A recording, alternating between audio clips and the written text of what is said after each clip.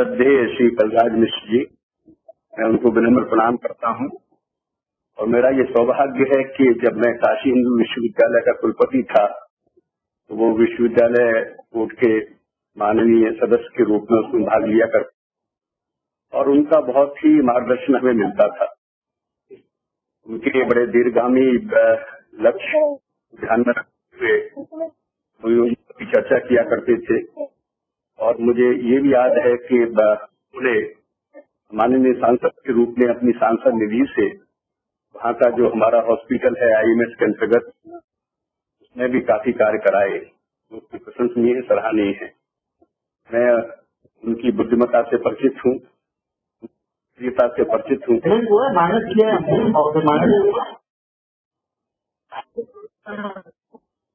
कहूंगा कि राजस्थान के विश्वविद्यालयों का ये परंपरा है,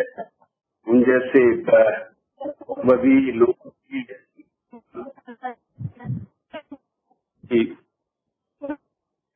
राजस्थान के विश्वविद्यालयों का मार्गदर्शन मैं अनिल राजपाल जी आपका अभिनंदन करता हूँ। UGC की ओर से आपका हृदय से स्वागत करता हूँ। मुझे प्रसन्नता है और मैं निश्चित रूप से जब मुझे पता चला कि माननीय राज्यपाल जी मुख्य अतिथि के रूप में भाग ले रहे हैं, माननीय कुलपति बताया, तो मैंने अवसर को बिल्कुल नहीं चूकना चाहता था। मैंने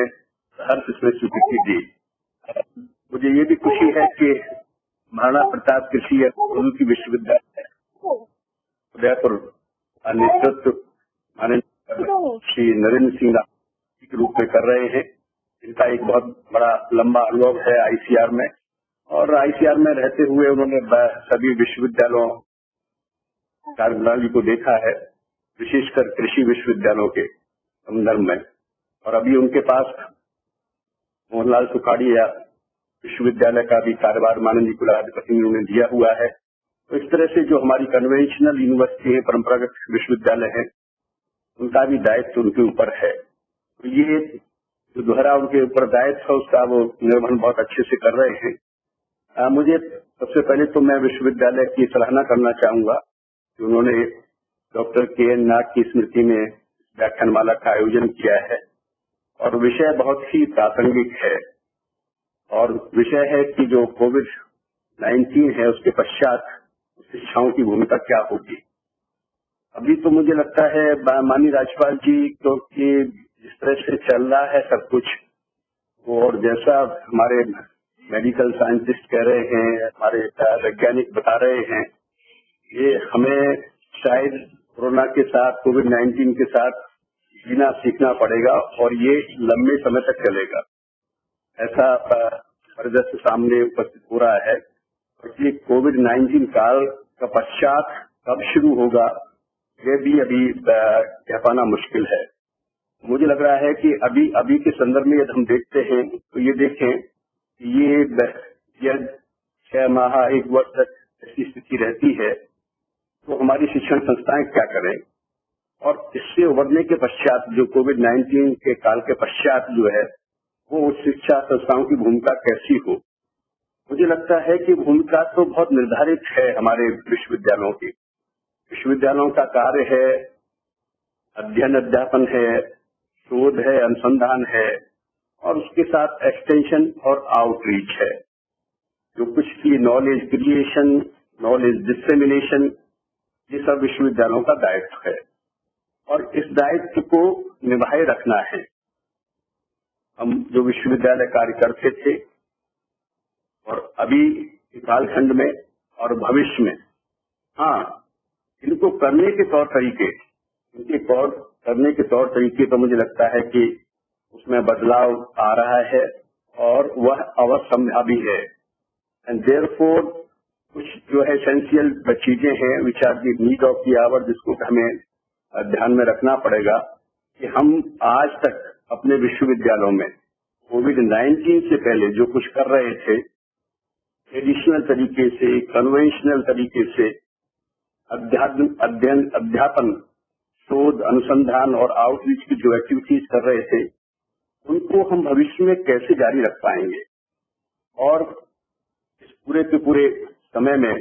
अपनी जो अध्ययन अध्यापन की प्रक्रिया है, शोध अनुसंधान की प्रक्रिया है, उसके लिए क्या तौर तरीके नए अपना पाएंगे। तो मैं महसूस करता हूं कि वर्तमान में जो कि एक अवसंभावी हो गया है कि हमें टेक्नोलॉजी इनेबल्ड एजुकेशन पर जोर देना होगा, क्योंकि विभिन्न कारणों से because of the covid pandemic और लग रहा है कि लंबे समय तक शायद विद्यार्थी अपने अपने कैंपसेस में अध्ययन के लिए सुचारू रूप से अध्ययन के लिए उस तरह से न पहुंच पाएंगे जैसे कि पहले क्लासेस हुआ करती थी। और इसलिए जिसकी चर्चा बहुत बार बार हो रही है कोविड-19 के संदर्भ में, वो है सोशल डिस्टेंसिंग की। सोशल डिस्टेंसिंग वस्तुतः इंटरनेशनल कॉन्टेक्स्ट में वर्ड आ गया है, लेकिन मैं कहना चाहूंगा कि वस्तुतः ये फिजिकल डिस्टेंसिंग ही है। सामाजिक रूप से तो हमें ज्यादा कनेक्ट होना है एक दूसरे से, सोशल कनेक्ट को बनाए रखना है, लेकिन शारीरिक दूरी बनाए रखते हुए, और विशेषकर इसलिए कि जो हमारा ये कोविड-19 है, इसका पेंडेमिक का फैलाव और आगे न हो, इसलिए ये शारीरिक दूरी आवश्यक है। और जब हम कोविड-19 के परिप्रेक्ष्य में ये देखते हैं तो जब टेक्नोलॉजी इनेबल्ड एजुकेशन की बात आती है तो हमें देखना पड़ेगा कि टेक्नोलॉजी इनेबल्ड एजुकेशन क्या क्या होंगे और किस किस तरह से वो संभव हो सकती है। तो टेक्नोलॉजी इनेबल्ड एजुकेशन में आजकल हम बहुत चर्चा कर रहे हैं, वो है ऑनलाइन एजुकेशन को लेकर के, ई लर्निंग को लेकर के, जो कि टेक्नोलॉजी के द्वारा अलग अलग स्थानों पर बैठे हुए हमारे विद्यार्थी हैं, अलग अलग स्थानों पर बैठे हुए हमारे शिक्षक हैं, उनके द्वारा विभिन्न टूल्स के माध्यम से, विभिन्न टेक्नोलॉजी के माध्यम से ये शिक्षा विद्यार्थियों तक पहुंचाई जा सकती है, और इसको हम ई लर्निंग कहते हैं या ऑनलाइन एजुकेशन कहते हैं। वैसे तो पहले से ही ऑनलाइन एजुकेशन हमारे अध्ययन अध्यापन का हिस्सा रही है। यूजीसी ने 2016 में स्वयं नाम से एक रेगुलेशन यूजीसी लेकर के आई थी, और जिसमें कि जो हमारे कन्वेंशनल टीचिंग लर्निंग है उसमें अप टू 20% जो कोर्सेज है वो विद्यार्थी ले सकते थे ऑनलाइन के माध्यम से, और उसके लिए अलग से क्रेडिट दिए जाते थे। ये स्वयं के माध्यम से जारी थी 2016 से, और उसी के अंतर्गत बहुत सारे मूक्स कोर्सेज भी बनाए गए, massive open online courses. UGC ने स्वयं अपने स्तर पर भी बहुत सारे कोर्सेज बनाए हैं, और ये संख्या लगभग 1900 के करीब है, और बहुत सारे विद्यार्थी इसमें इन्वॉल्व हैं। हम जानते हैं कि करीब 3.75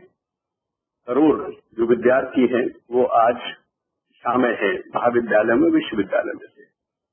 कि लगभग आधे विद्यार्थी स्वयं में किसी किसी कोर्स में इन्वॉल्व हैं, और पिछले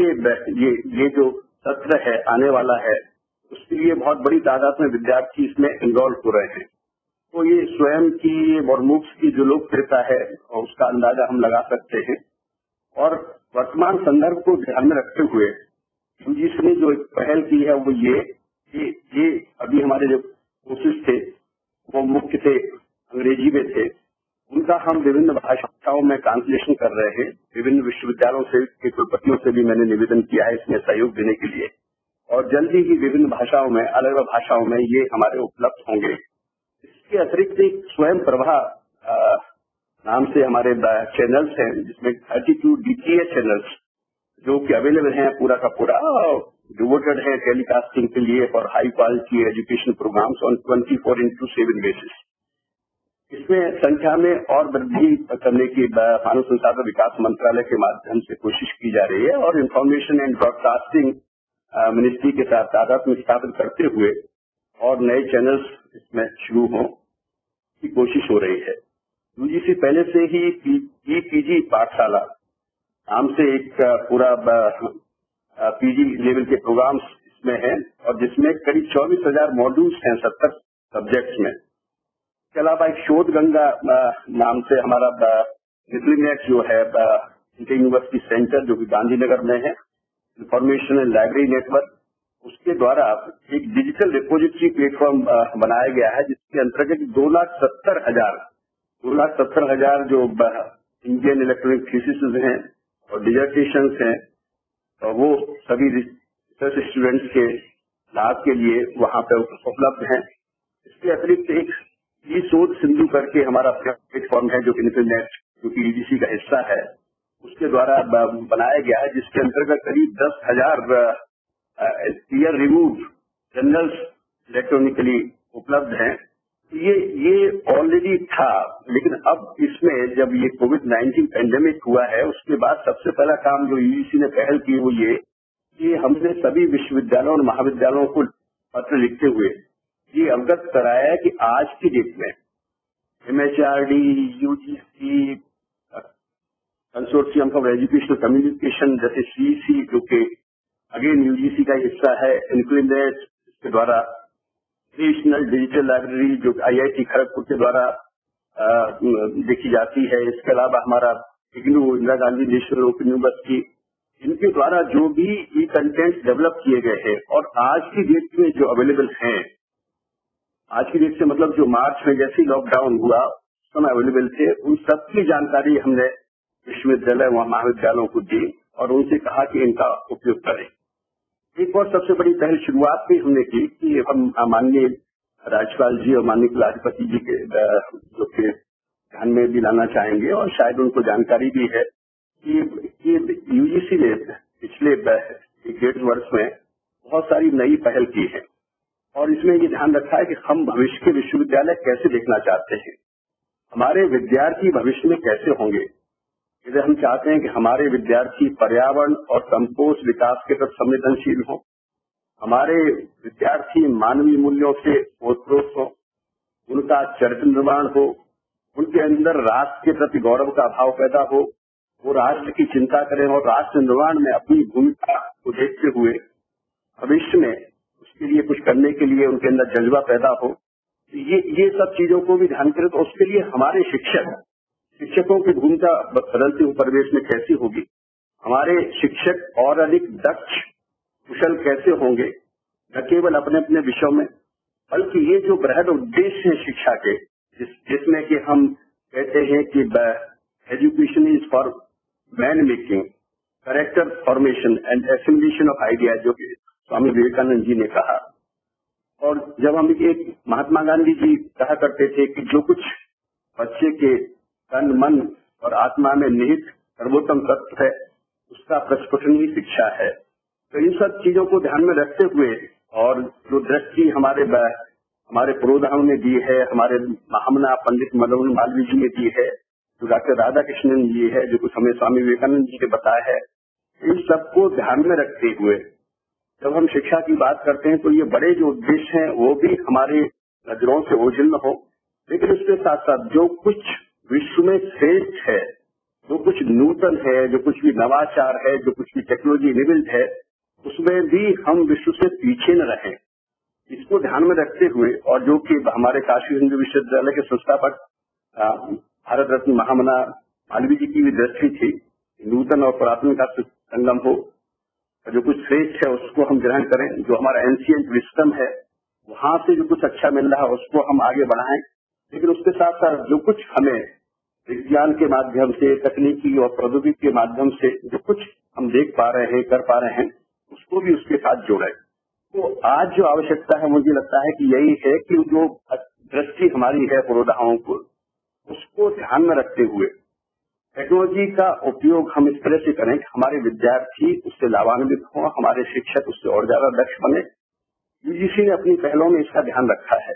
और इसलिए एक गुरुदक्षता नाम से एक फैकल्टी इंडक्शन प्रोग्राम माननीय राज्यपाल जी हम लेकर के आए हैं। वो सभी हमारे जितने भी न्यूली रिक्रूटेड हमारे असिस्टेंट प्रोफेसर होंगे, ये 1 माह का कार्यक्रम है, ये आवश्यक होगा और ये कोई विषय से संबंधित नहीं है। हम ये मान के चल रहे हैं कि जब वो उन्होंने क्वालिफाई किया है अपने आप को और इस तक पहुंचे हैं, सिलेक्शन हुआ है, अपने अपने विषय में वो अच्छे लोग हैं, और उसके बाद लेकिन एक विश्वविद्यालय और महाविद्यालय शिक्षक के रूप में उनकी भूमिका क्या होगी और एक पूरा जो परिदृश्य है उस शिक्षा का, नेशनल और ग्लोबल सिनेरियो है, उसके बारे में उनको जानकारी हो, आईसीटी इनेबल्ड है चीजें हैं उसकी जानकारी हो, इन्वायरमेंट और सस्टेनेबिलिटी से संबंधित जो कंसर्न है उनकी जानकारी हो, inculcation of human values and professional ethics के बारे में उनको जानकारी हो, जेंडर सेंसिटाइजेशन के बारे में उनके जानकारी हो, डिसेबिलिटी से संबंधित जो इश्यूज है उनकी जानकारी हो, हमारे जो कॉन्स्टिट्यूशनल वैल्यूज हैं, हमारी जो फंडामेंटल ड्यूटीज हैं, उनसे भी वो अवगत हों और इसलिए एक अच्छा और श्रेष्ठ वातावरण परिसरों में बने। इसके लिए कैसे हमें शिक्षक चाहिए, उसके लिए ये गुणदक्षता कार्यक्रम लाए हैं। लेकिन इसके साथ साथ मानव संसाधन विकास मंत्रालय ने एक अर्पित नाम से भी annual refresher programme for teaching Arpit नाम करके शुरू किया था, और जिसमें यूजीसी उनके साथ में है, और उसमें ऑनलाइन बहुत सारे कोर्सेज डेवलप किए गए हैं और वो उन शिक्षकों के लिए हैं जो ऑलरेडी हैं अपने अपने जॉब में हैं और जिनका करियर प्रोग्रेशन होना है। आज की डेट में हम लोग ओरिएंटेशन प्रोग्राम कराते हैं, यूजीसी रिफ्रेशर प्रोग्राम कराती है, लेकिन कोई कहीं भी किसी समय एनी टाइम एनी वेयर कोई इस अर्पित के माध्यम से अपना पाठ्यक्रम करना चाहता है, शिक्षक को वो कर सकता है। और वो हमने यूजीसी के माध्यम से उसको कैरियर प्रोग्रेशन के लिए भी रिकॉग्नाइज कर लिया है, और वो that will be equivalent to 1 refresher programme for the promotion of the teachers, जो डिफरेंट स्टेजेस में होता है। तो ये अर्पित हुआ शिक्षकों से संबंधित। इसी के साथ सतत नाम का एक हम लोगों ने पहल की है। वो पहल ये है जो कि developing eco friendly and sustainable campus. हमारे जो परिसर हैं वो पर्यावरण दृष्टि से, संपोष विकास, सतत विकास की दृष्टि से संवेदनशील हों और वो चीजें होती हुई दिखें, और वहाँ परिसरों में होते हुए जो कुछ भी हम कक्षाओं में पढ़ाते हैं, जो कुछ भी हम पुस्तकों में पढ़ते हैं, वह सब हमारे परिसरों में दिखाई दे पर्यावरण और संपोष विकास की दृष्टि से, और वहां से फिर आगे जाकर के समाज में जाए रेस्पेक्ट के रूप में। इसी तरह से inculcation of human values on professional ethics को बढ़ावा हम लोग दे रहे हैं, जिसमें कि मूल्य प्रवाह नाम से हमने एक पूरा का पूरा एक डॉक्यूमेंट डेवलप किया है। तो ये सभी जो हमारे कार्यक्रम में, हमारी जो स्कीम्स है, हमारे जो डॉक्यूमेंट्स हैं, ये सब अवेलेबल हैं यूजीसी वेबसाइट पे। कुछ हमने विश्वविद्यालयों को भिजवाए हैं। जहाँ तक माननीय राज्यपाल जी, हमारी कोशिश है ये, वो आप तक वो किताब भी पहुंची है कि एक हैंडबुक और vice chancellor governance in higher education. मेरा बहुत स्पष्ट मानना है कि हमारे विश्वविद्यालयों के कुलपति अच्छे होंगे, हमारे महाविद्यालयों के प्राचार्य अच्छे होंगे, इंस्टीट्यूशन के डायरेक्टर अच्छे होंगे, अपने दायित्वों को सही ढंग से समझते होंगे, उनकी दृष्टि अच्छी होगी, तो विश्वविद्यालय महाविद्यालय अच्छे चलेंगे। और इसलिए ये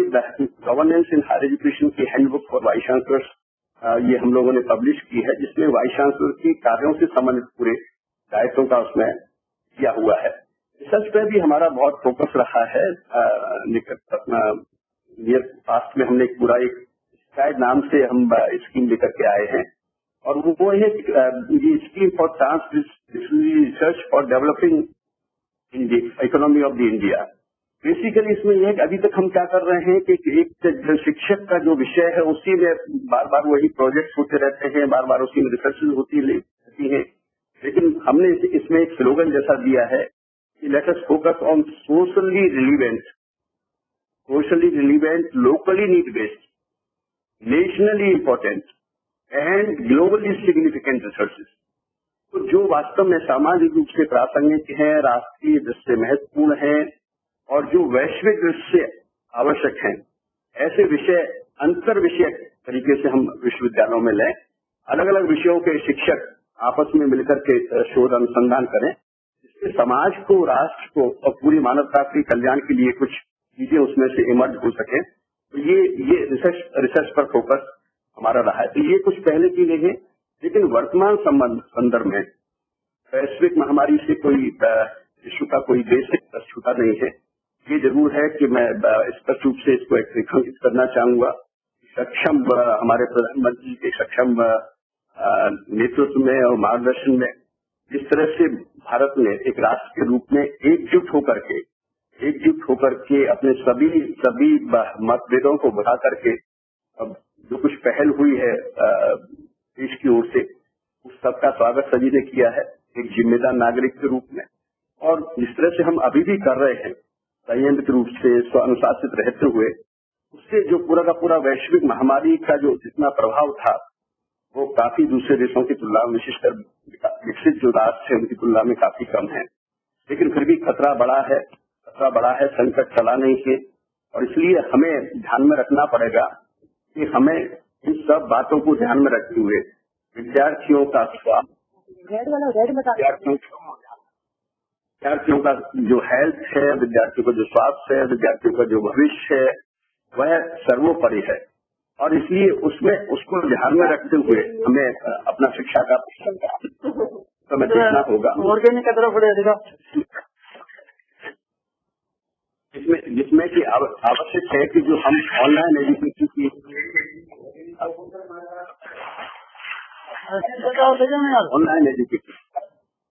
ऑनलाइन एजुकेशन में जैसे कि मैंने बताया गया कि इतनी सारी चीजें उपलब्ध हैं, लेकिन इसके अतिरिक्त भी सारी कोशिशें जारी हैं, जिसमें कि इसमें नए विकास मंत्रालय मिलकर के कर रहे हैं कि किस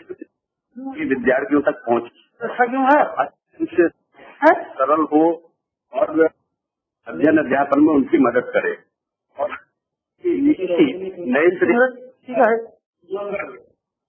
एजुकेशन के लिए है ऑर्गेनिक